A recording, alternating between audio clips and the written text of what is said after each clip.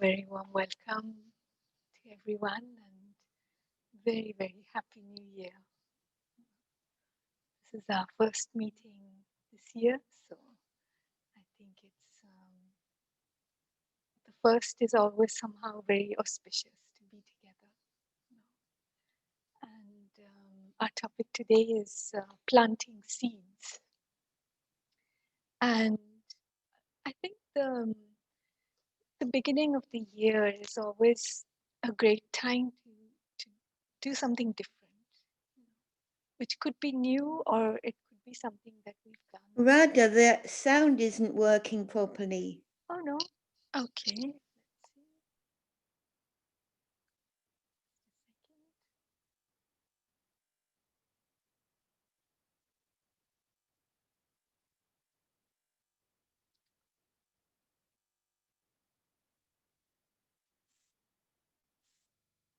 Okay. So how about that? Is that better? Perfect, thank you. Okay. That's great. Thanks for letting me know. Okay. So as I was saying that the the change of the year is always a great time to do something different or something new.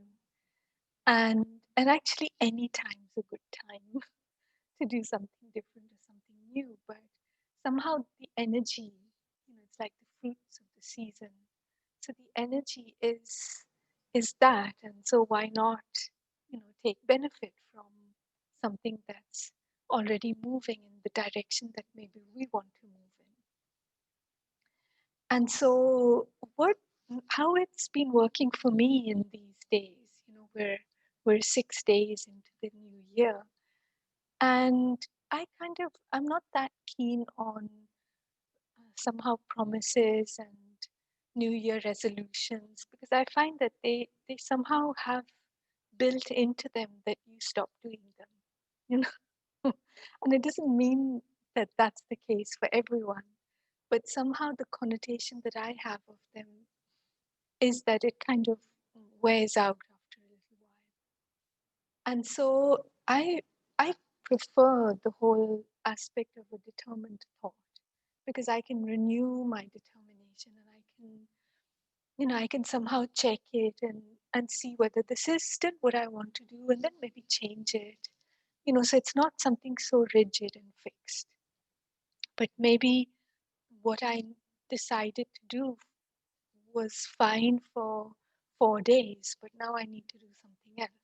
You know, Maybe it was fine for 4 weeks or 4 months or whatever.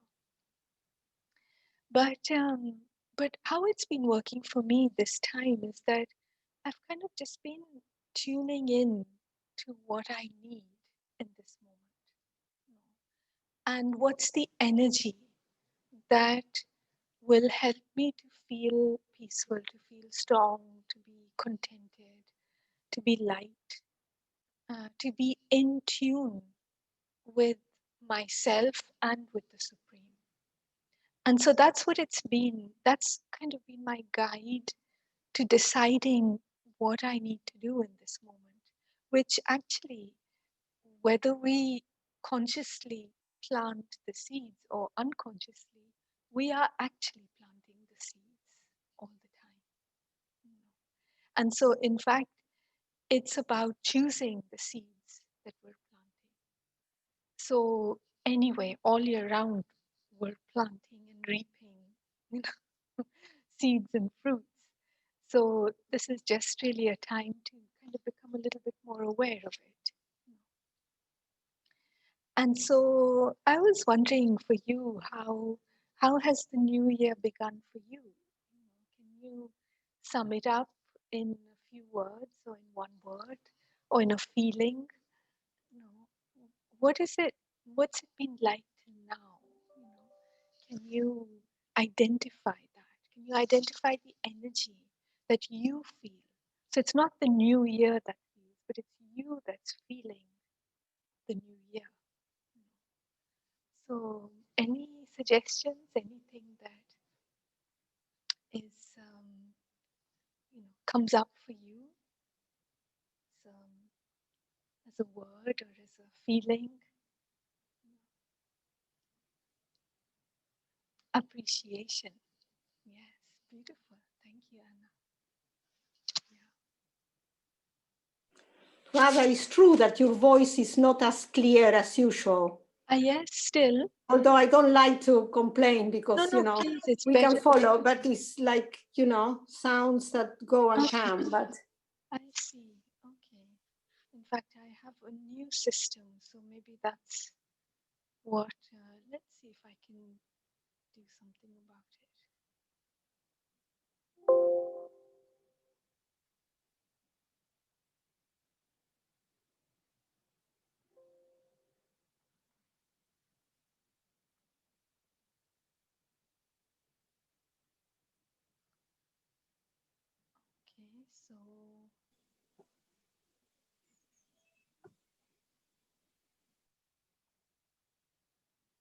Okay, so this is maximum.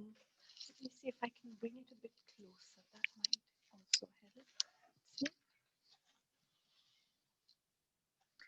How about not using your headset? Would that be possible, you think?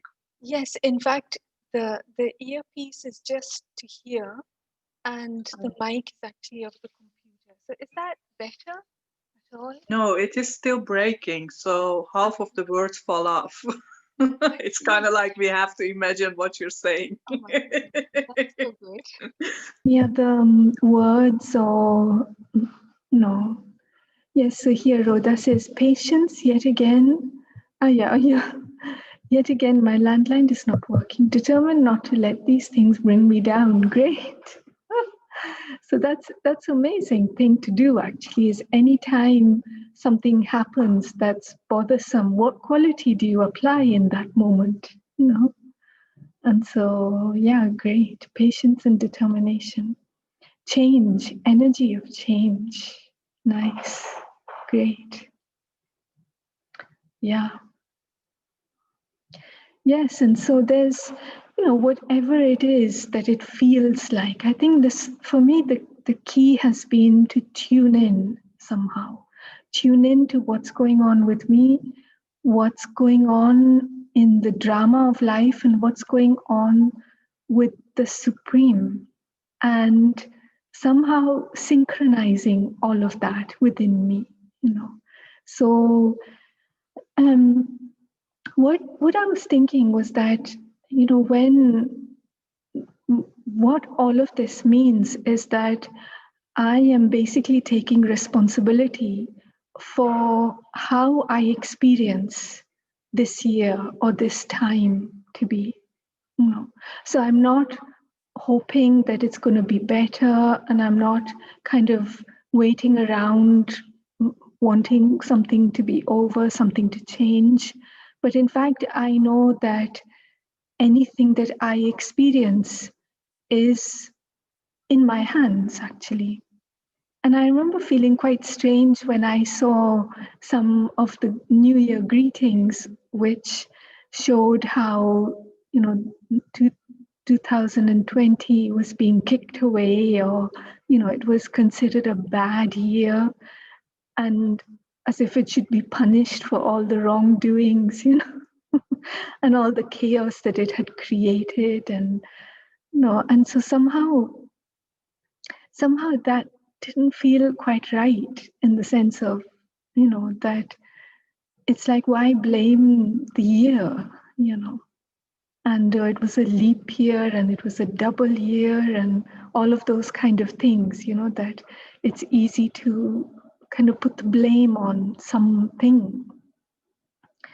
And yes, sure, the situation and the scenes that happened were definitely intense and difficult for many people. But I must say that what I've heard anyway and read is that the learning experiences shared were huge too, And so then, was it good or was it bad? Probably neither. It just was, And even as I look back on it, maybe on the difficult moments, um, how I see it, all of that depends on me. It depends on what my position is as I look back. So am I looking back as a victim as an oppressed, locked down person, locked down and locked up person, or someone who in fact courageously has come through the fire. For some it's been an intense fire, and for some less intense. But in fact, yes, maybe you can say, yes, it was a fire. But have I come out stronger and wiser and more beautiful, inside, more mature? What's going on? How do I look back at that year? And so it's then, of course, the same thing applies for as I look ahead, as I look at the present moment, but also as I look ahead, because whoever plants seeds needs to have a far-sighted vision, because if I think, well, my seed should immediately bear fruit just in this present moment, then I'm going to be disappointed, So I know that the seeds that I plant now, today, are going to come up, further on.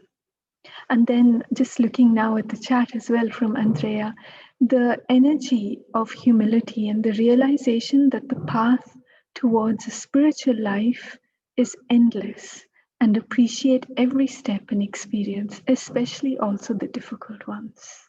Great. I think that's a really powerful attitude to have, in fact.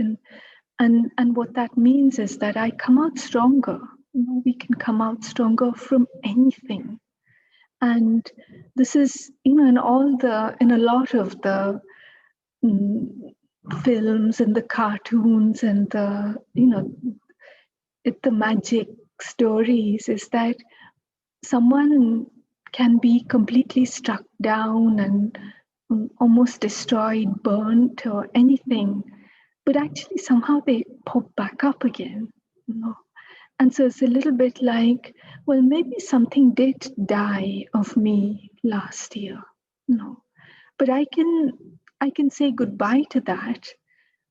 But in fact, as a being, there's something in me, something alive in me that has more of a possibility to come through, because maybe that old dead skin was covering it, And this is sometimes how ego is described, the false identity.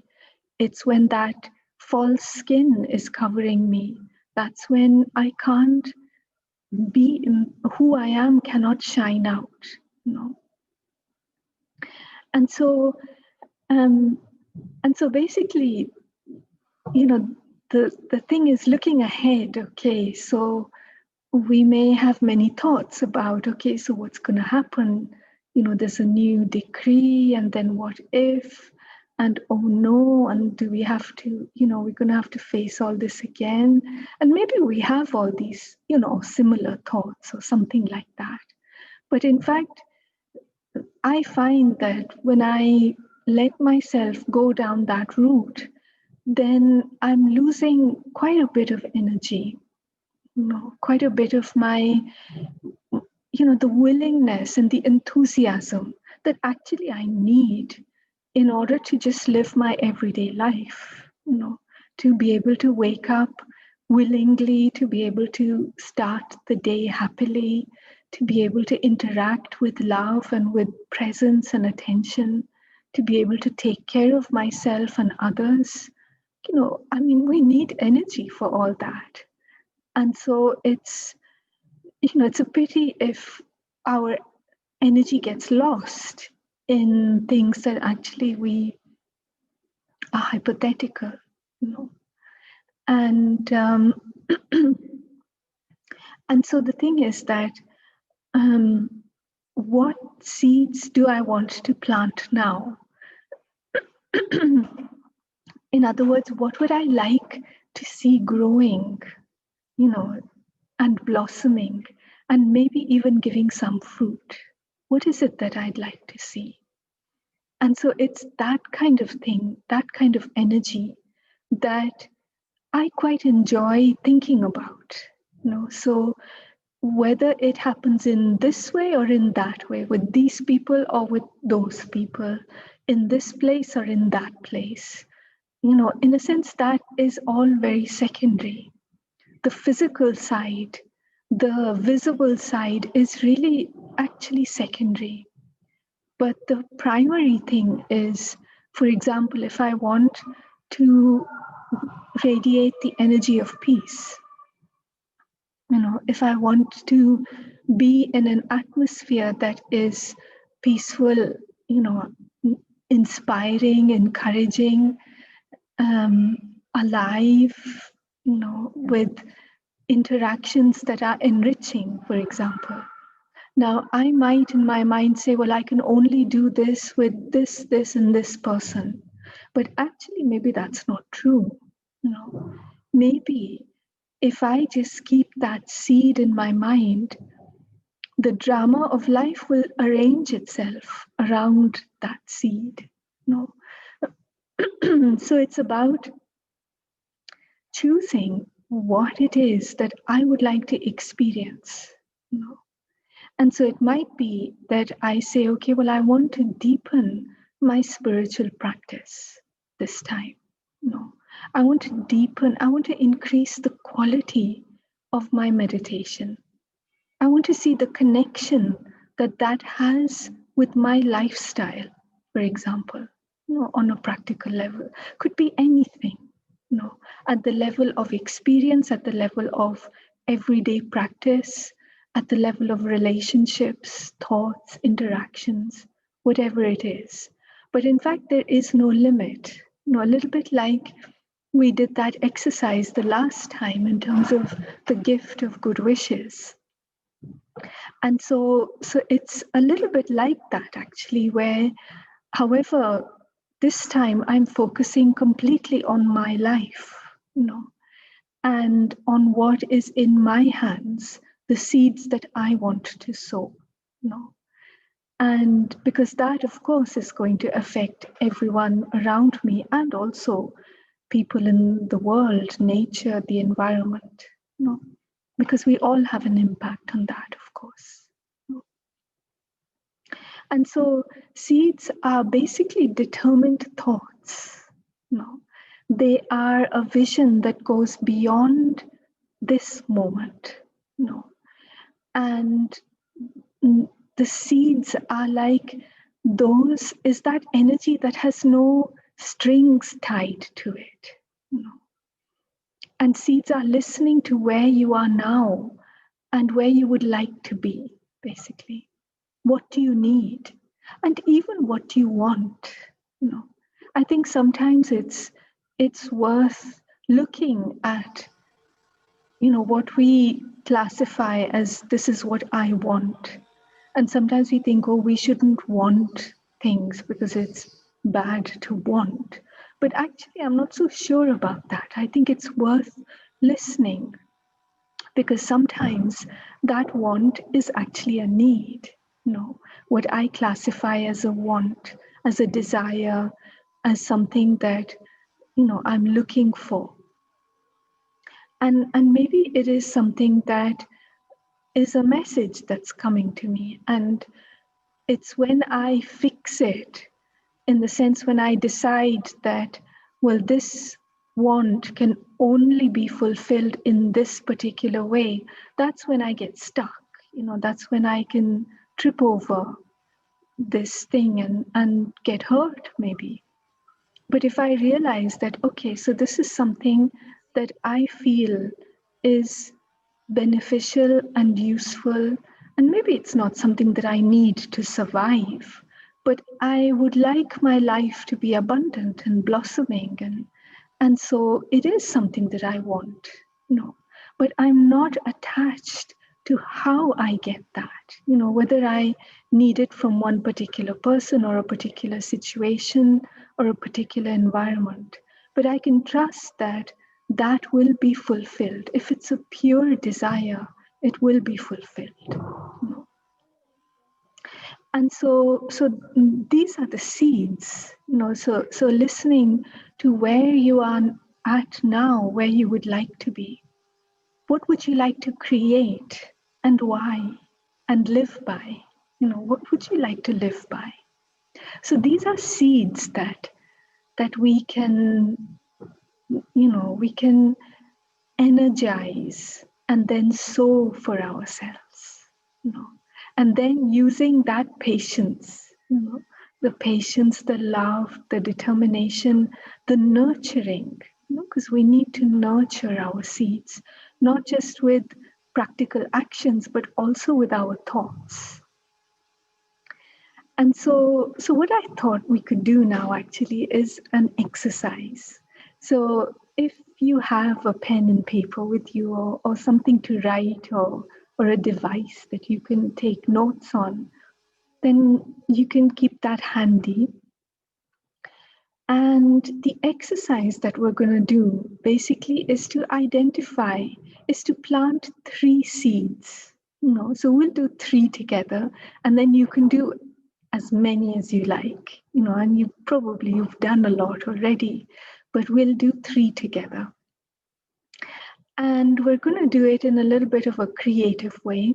So we're going to visualize, or think of 3 different kinds of plants that you love, So it could be the plants could be flowers, they could be vegetables, they could be trees or bushes or anything from the plant kingdom, And the exercise will be to visualize each of these 3 as fully grown plants. So maybe it's a rose bush in full blossom, or maybe it's a tree that is, the most beautiful, fully grown tree.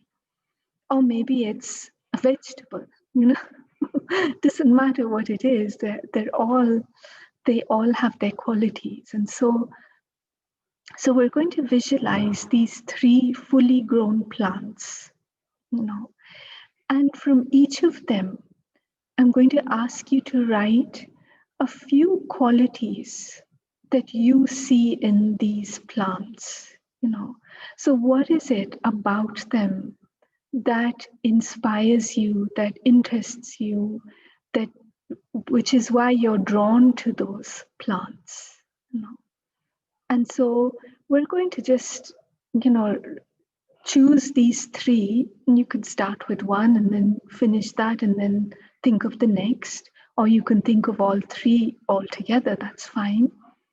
But for each one, we're going to think of 3 qualities as to why this plant is so important for me, And so, I can give you an example if you like, is, for example, the jasmine flowers, the bush, the jasmine that we see in the late spring, in many of the hedges and the fences in Rome. And so for me, some of the qualities so what I see in this plant is that it's fragrant on a physical level. It's fragrant. There are so many flowers, so there are numerous, and it grows easily. And my jasmine grows all year round. So not just for a few weeks in the year, but all year round. And so what this represents for me is the abundance of a generous heart, distributing virtues, distributing qualities, even someone who just passes by the hedge, even if it doesn't belong to them, but they receive the fragrance, without even asking for it. And probably, it does something to them, and it draws their attention, and consciously or unconsciously, it touches the senses, and so it touches the heart. And so I thought of that as vibration, So when there is fragrance in my vibration, the fragrance of qualities and virtues, and when I'm willing and able to distribute that to anyone without kind of picking and choosing that, or you're a smelly tramp, or you're a angry person, or you're a nice, kind looking person. But no, it's for everyone. And so it's like saying, okay, well, the vibration of, well wishing, for example, is something that I would like to spread wherever I am, and even virtually, So sometimes we may not have people passing by that much physically, but probably we have some sort of interaction that's online, maybe more than physically. And so our vibrations are born from our awareness and the thoughts that we sustain. And so that was just an example for you. And you can choose literally anything. There's no limit. So anything that comes into your mind, something that you're inspired by, because that will carry the seed. You will get to know what is the seed of that plant, by thinking about what it is that inspires you. So we'll just take a few minutes, maybe 6-7 minutes, to reflect on that. I'll put on a little bit of music, hoping that you can hear it okay. You can tell me if it's not okay and I can put it off. But we listen to that and just take a few moments to reflect, to write down if you can. And so you're choosing 3 plants, and for each of them, you're seeing what is it that draws you to them on a physical level and on a spiritual level. Is that okay? Is that clear? Yeah. So in case there's anything to clarify, just write in the chat. Okay. So if there's anything anyone would like to share, would love to hear that. From what kind of plants that inspire you and why. Anyone wishing to share?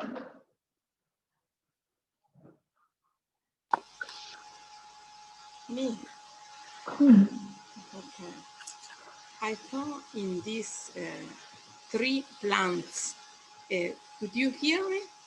Yes. Yes, okay. One was a rose, because the perfume is very nice from the rose, and it's very beautiful and it's colorful. Is although that is it has the spine, you see, how you say the rose with you touch and you Thorns. sorry, The thorns. thorns, exactly. Thanks a lot. Thanks. And although of this, it's very beautiful. The roses, and if you give a rose, it gives. If you receive a rose, it's very beautiful. Because you feel very nice. You really be in symphony, with empathy with the person that you are receiving the rose. I love the rose. This was one. And the other was a tree. The other 2 were trees. One was the silk oak, is Grevillea robusta is the name, Grevillea, and probably silk oak is from Australia. This tree is big and is beautiful as well. It's very grow very high. I don't think, I think more maybe as well 5 meters. It's very, or 3, I don't remember. It's very big and it's very harmony. There is a lot of harmony it's like you see like how you say abete is in English, in Spanish, and it's beach, maybe beach. A beach tree, yes. Yes, like similar as you see, in a triangle way. It's beautiful, the Grevillea robusta, and I like as well. The wood is very nice. That is what the name is silk oak, because it's very internally the wood is very beautiful of this Australian tree, because it's in all over the world. It came from Australia. And then I like a lot as well. The other tree that I like it was Quebracho Colorado.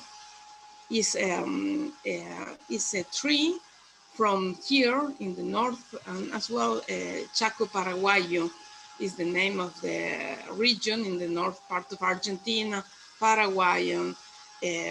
This kind of tree grows very well and is very strong. It's it's not so beautiful, but its wood is, my God, it's really strong. It was used in the first, after the colony, you can see, maybe, still now, it was used to build a houses. And it's simple houses, as you probably knew. I don't know if you had the opportunity to come here, but as well, if you see in the television documentaries, is very resistant, and as well because it has tannins, it's resistant for the humidity and for the dry, because here is very dry. It's very and as well for the insects, you know, is very resistant, this kind of wood, and very strong. It was used for as well for the rails, you know, when the English people came to build the trains, and it was used for the The the tracks. rails. Exactly. Yes, so you see how within each of these three that you've mentioned, Sandra, I mean there are so many qualities within there, and so what the exercise is about is basically to extract the qualities from each of these three plants, shall we say, trees that you've identified, and use those as your seeds in this moment, you know. And so I don't know, Sandra, if you can, do that for yourself. You don't have to say that now, but you can see that, so many qualities of the resilience, the, being tall, so you're able to see far and wide, so many qualities, beautiful. The fragrance of the rose. So what does that mean for today? What are the seeds that you plant today that's going to make you resilient? So thank you for sharing. Thanks. Thank you. Yes, Rhoda, you want to share? I chose for my first one the willow tree. I think it's so adaptable, it's flexible. I think that's so important. It doesn't have the rigidity that it rejects things, it accepts things. Also, I think it's quite playful to watch the branches in the wind. So I think the willow tree. My second one was the daffodil, because it's almost one of the first flowers of the spring. It's new life. For me, it's hope. It's just so beautiful. It's so full of sunshine. So for the daffodil. And the third one is the Pianti Grassi, which is very strange because they seem to be able to grow everywhere. They can adapt to any kind of environment, any situation, and they seem to contain within themselves the possibility of going forward, of resistance. They don't need particular care. They have the water within them that they need. So I think Pianti Grassi, because they seem to withstand circumstances, even if they're difficult. When you think of the plants in the desert, they're huge. The hostile environment doesn't seem to stop them flourishing. They even flower. So I think, yes, these are my 3 plants. Thank you. That's very beautiful. Very beautiful indeed. And this is the, it's like seeing, looking ahead, isn't it?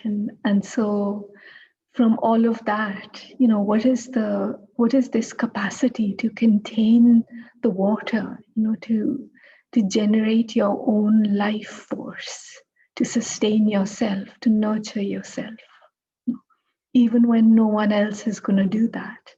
No one else is going to water you, even if it doesn't rain, and yet you have that incredible capacity, so that's beautiful. Thank you. So anyone else, maybe one more, and then we can have a meditation.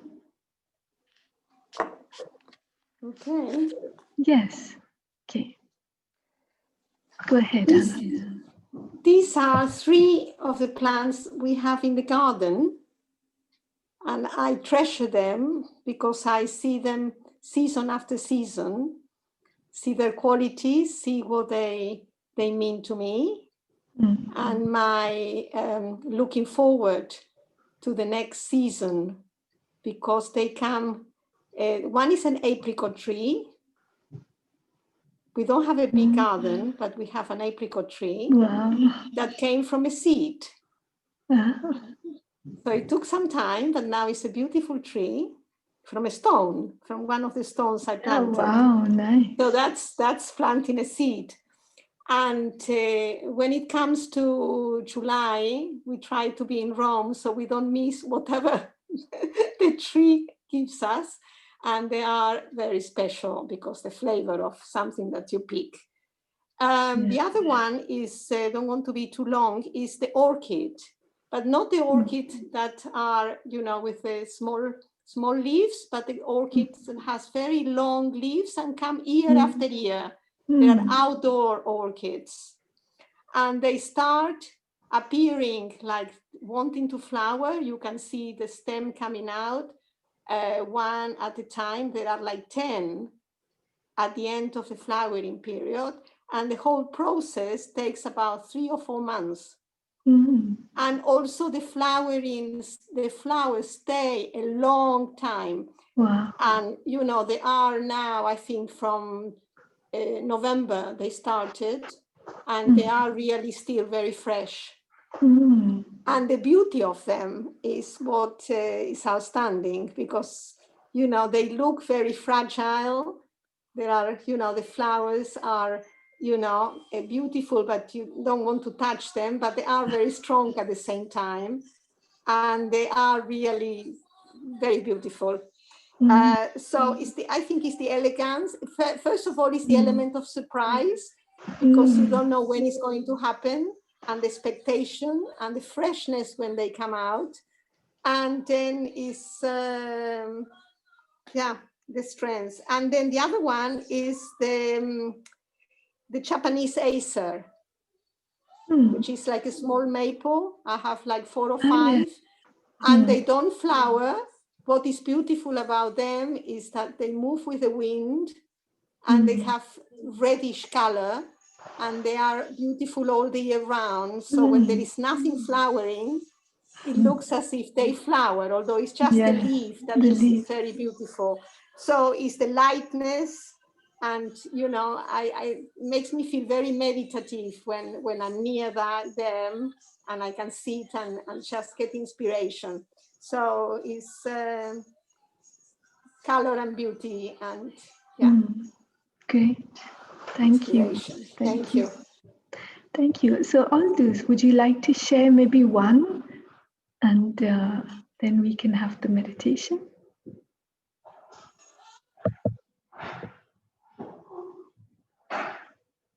Sure, but the takeaway here is a different one. It's not so much summing up the qualities of the trees. I bet we all can look that up for ourselves. But the thing, I can mention the trees that I had, the jasmine flower mango tree and the Japanese oak tree. my takeaway from the exercise was, apart from these beautiful sharings of others, is that everyone is having a connection with nature. So bringing down spirituality in connection with nature works always, it seems. And another one is that, yeah, the first layer is finding the qualities in those trees and plants, which is interesting. The second layer is the seer is seeing the beauty. So that what I'm seeing is implied to myself. Otherwise, I wouldn't see it. And the third layer, which I was appreciating you giving it, Radha, was to take really one of these qualities, I mean, of each or any, and then, for example, the fragrance, and to reflect for the self, what does it mean for me to be fragrant in 2021, in the lockdown, in the here and now? So that brings it a bit back from gardening to practical spirituality. So thanks very much for this joyful exercise. Thank you, Aldous. That's great. Thank you for summing it up in that way. I think that's been very clear. Okay, so maybe we can spend the last few minutes just in a reflection and also to empower our seeds. You know, like what's done in the yogic agriculture. You know, the yogic farming, which is something that's very interesting. But basically, what happens is that we empower the seed. You know, so we're going to empower one or another of the qualities that we have seen in our three different, you know, trees or flowers or whatever. And that third layer that actually Aldous was talking about. So just a few thoughts, and you know, just to relax the body and take a deep breath. And feel all the muscles in the body becoming calm, relaxed, free from any tension.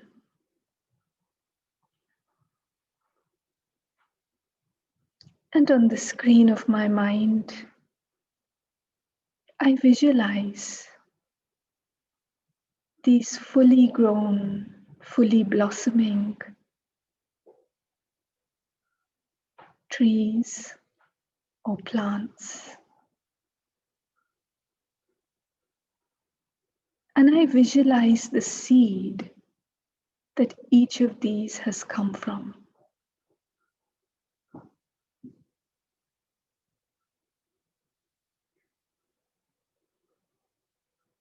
The seed may be very tiny, but it's filled with a lot of power.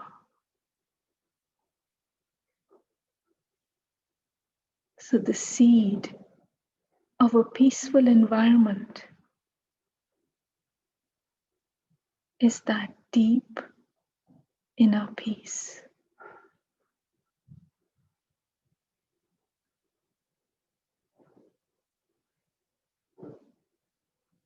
And I watch that seed.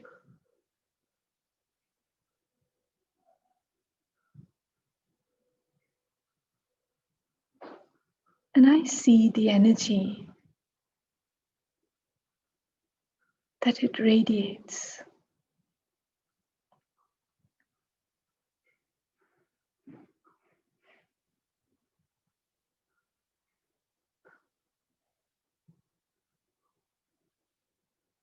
And as I place that seed in the ground,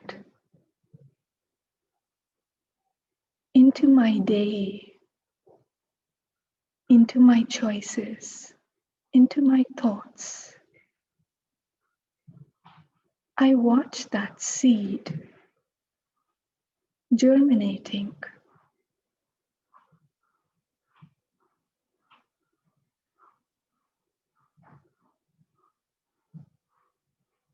drawing the nutrients from the earth, from my life, my activity, the quality of my thoughts.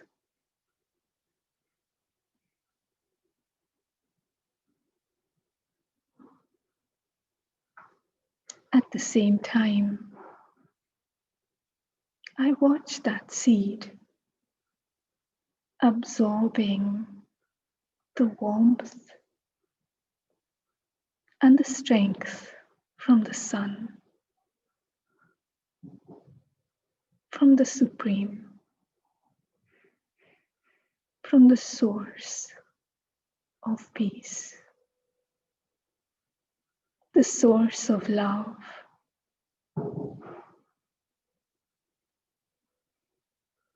And it's this energy that brings the fullness, the sweetness, the truth, and the power into this seed.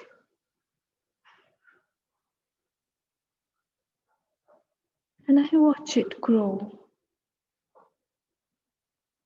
I take care of it. I look after it.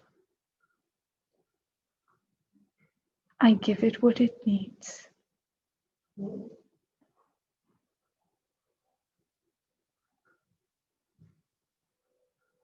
And I watch it become the fully grown, abundant, beautiful, mature expression of that tiny little seed. Those powerful, determined thoughts, that willpower, the love, the decision today, which is invisible to most because the seed is invisible. And I know that with patience and with love, it will bear fruit at its own time.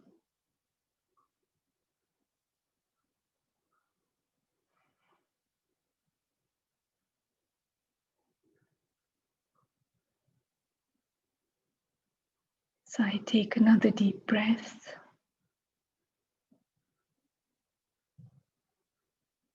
And I sense the gratitude.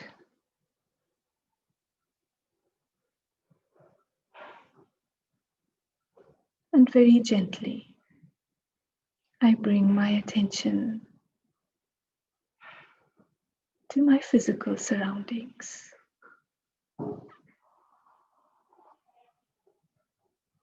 Thank you.